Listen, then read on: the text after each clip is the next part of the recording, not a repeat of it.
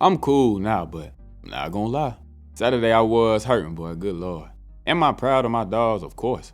Am I so happy to see my city be able to come together once again in a playoff environment and let the world see how the Carolinas get down when you give them something to support? Indubitably.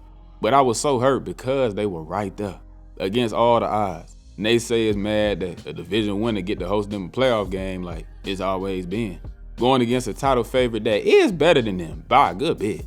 But they were right there. This is a young team full of players that ain't never been in that spot though. Future real bright in Carolina, and I'll get more into why I believe so a little later. Might as well go ahead and talk about a little bit of everything while I'm here. The season over with now. We gonna hit multiple topics. Got some X's and O's mixed in with pure unadulterated emotion. Only one place I can start. Bryce Young. I've still seen my fair share of remeads doing all they can to discredit and slander my Labubu, which really baffles me.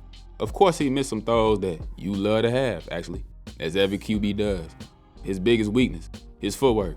Reared his head a couple times and was responsible for either misses or just some yards being left on the table.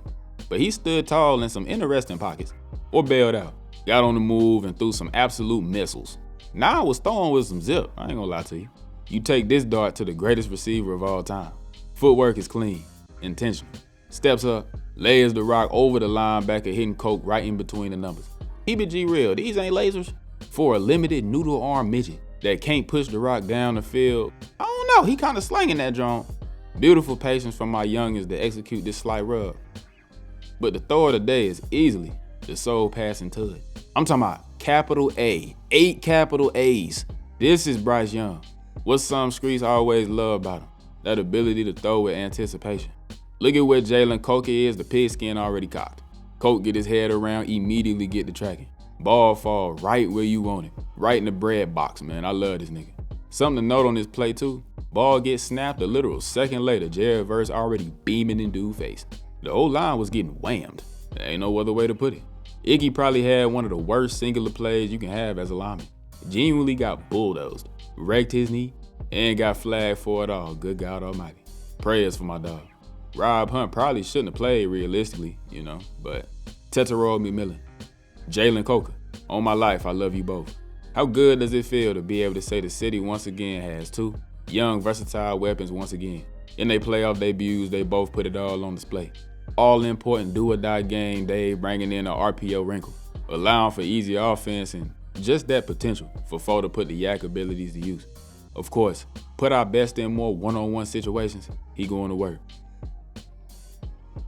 This one in particular, unfortunately, was incomplete. Still wanted to show what my rook do though. And Mr. Coker. What did I say? What has this fandom been saying about this young man? He's got it all. Except blazing speed, that is. Very good route runner. Shows great patience in his stem, setting guys up.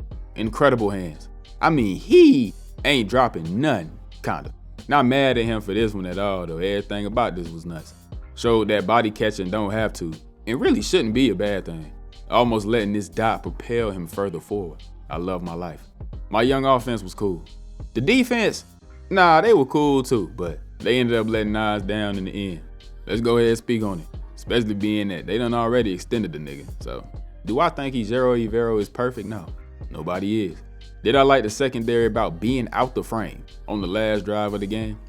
No, I never will, but it makes sense in the situation, being that the ops needed a tud and not just no field goal. Keep things in front of you and rally. The problem with that approach showed itself though. What it boils down to, as it literally has all season, the talent in the front seven just ain't up to par yet. To call a spade, linebackers are cheeks. We're overly getting picked on. Upgrades are mandatory. The pass rush is horrid. Real deal terrible. And there's a sentiment going around right now that essentially Evero's scheme don't allow for pass rushes to thrive. And personally, I ain't going. Now obviously defenses have to prioritize keeping their leverage outside of maintaining gaps. But people sitting acting like guys don't ever get that opportunity to pin their ears back in Carolina and get after the quarterback. They do, they just don't get there. Nick Gordon is that. Just need to improve as a finisher and better his balance. Princely wasn't always the most impactful, but he young, I ain't tripping too bad. DJ Wanham, I ain't rocking with it, gots to go. Travis Gibson? Perhaps. But I mentioned earlier that I believe the future in my city is so bright. Why? Last year, what was the emphasis? The big problem that needed to be addressed. The run defense. That was certainly taken care of, and it improved a lot. And aside from just getting an all-pro back in the middle, they added more pieces inside. In the back end, too, to help fix that porous run D. So obviously this regime knows what's up and has those eyes to get the right pieces and put them into place. Last year it was the interior, now it's the edge. As the talent continues to improve, I 100,000% expect the product to continue to improve as well. Defense done took a great leap over the last 2 years, ain't it? You've got you some great talent. Outside corner is stamped. Your interior is gross. And whatever Merrick is for real chess piece, he does it and does it well. Let's keep making it happen, Dan. Speaking of that great defensive talent, Michael Jackson. Nigga, I must take this time to firstly admit my wrongs and apologize. I so specifically remember saying preseason that outside of J.C. Horn and Merritt that the secondary sucks. Now in regards to Mike Jack specifically, I just thought he was adequate. Good player, may get overtaken by Corey Thornton by year's end, or just be that satisfactory stopgap until you would draft or sign somebody better. Well, this year he put down a Pro Bowl, All-Pro if I may, kind of season. He was incredible at whatever you asked him to do too. He's his own corner, and as a defense the platoon goes almost exclusively zone, but put some great man reps down as well, scrapping some of the league's best. Led the league in PBUs and tied for third with 4 picks. Added another one in the postseason too. When you across from a J.C. Horn, you're gonna get plenty of action by default, especially when coming into the season teams ain't thinking you about that for real. Mike earned his keep. Got one more guarantee with him in the city, and quite frankly, I think you gotta go ahead and re-sign him now. For as long as he play this sport, I want him in process blue. Guess it's gonna be my speak on a few individuals time, so set it after week 5. Rico Dowdle is gone. I mean, that's something I'm personally certain about. Already got Chuba under contract, and paying 2 backs real bread is kinda nuts. And down the stretch, Rico's play and production decline. Now, I hate when people just say that and leave it there. Cause what do you mean when you say it? Cause if you mad or disappointed that the production fell from this, you are kinda foolish. He was force-fed the rock against 2 atrocious defenses and went stupid. He was great. After about that Packer game though, not just the production, but the juice. That burst ain't seemed quite the same. Now in the case of the Niner game specifically, that was just Dave being a terrorist. Chuba was arguably the better and more productive guy anyway after a certain point. Now you can say that's because that's what the coaching staff wanted, but I ain't at all opposed going back to a world where a healthy Chuba Hubbard is the lead guy, with Jesus almighty Christ willing.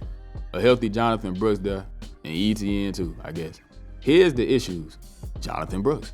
While he is everything that this offense and backfield need, explosive, shifty, can be given nothing and manage to make it something, that knee might be fried rice. 2 ACL tears in the same knee within 13 months, all by the age of 21. He might just be a general injury risk. It's hard to trust, I won't lie. And will you even be getting that guy you hoping that you get? The guy you drafted? I don't know. And ETN, I'm just gonna drop this right now and not elaborate too much further. Got some film I want to watch first before I get too into the potential free agency stuff. But I'm of the opinion that free agency is where you really want to try and fill in your holes. That way when the draft come around, you can just pick the best nigga. You understand? So, depending on how free agency goes, I wouldn't at all be opposed to the possibility of Jeremiah Love being a Panther. Speak more on that in about a month. And lastly, Anthony. Not gonna lie, I think I've specifically spoken about him in every video I've done this season. So this will be my last time going on the Xavier Leggett tangent till September. Hopefully. This time last year I was defending the young man with everything I had. This year I am not. Now I ain't all the way out yet. He got one more year for me. But the unfortunate reality of the situation is that he might be cooked. The number 2 spot has firmly been taken. And he only played about 40% of snaps Saturday. That still was 3rd amongst our receivers though. Now, last offseason I wasn't that concerned whatsoever about XL the player. I am now. The drops ain't had me tweaking like that. And rightly so. You know, he only put down one real crazy drop this year. But the lack of sideline awareness, him being cheeks against zone, not really seeming to have that feel against it, and the almost nothingness he's shown after the catch, those things have me worried. As I've said in the past, they the type of weaknesses that make you ask, are you good at the sport for real? Like, how good are you really at the sport? At the moment, they don't really feel like a if, more so like when. will the hick be shipped off? I don't want to see it yet, but if it were to happen, I ain't gonna lie, I wouldn't even trip like that. Isaiah Simmons must return as a Panther as well. He may be the Sam Franklin replacement special teams Ben need. Dog, I really hated seeing my boys lose, man. I did, but they showed a lot. The sadness has quickly turned to happiness, and I am quite hopeful. They overachieved this year, sure, but nothing that they did was no fluke. They belong. Got some good pieces to build around now on both sides. And with the current regime, I feel confident in them to continue to locate and properly address the areas of need as we move forward. Done seen real improvement each of Dave's first 2 years, and I expect nothing less next year. 10+ win season incoming. Hope y'all enjoyed this one, fam. Feel me, this season been a roller coaster, but fun. Now, I did miss me 2 whole months on this drone, and I'm still pissed about that. But, what can I do at this point? Next season, though, I'm here all 17+ weeks, though. Regardless, y'all showed a lot of love on what I did drop. Showed me that I might have a little lane I gotta continue down. And my team season over, but the Panther talk ain't. I'ma show my face a few times through the offseason, trust. Like I say, hope y'all enjoyed this one. If you did, leave me a little like. Drop any kind of thoughts, comments, or concerns in the comment section. Hype the video if you can. Subscribe to the channel. And I'ma see y'all real soon in my next one.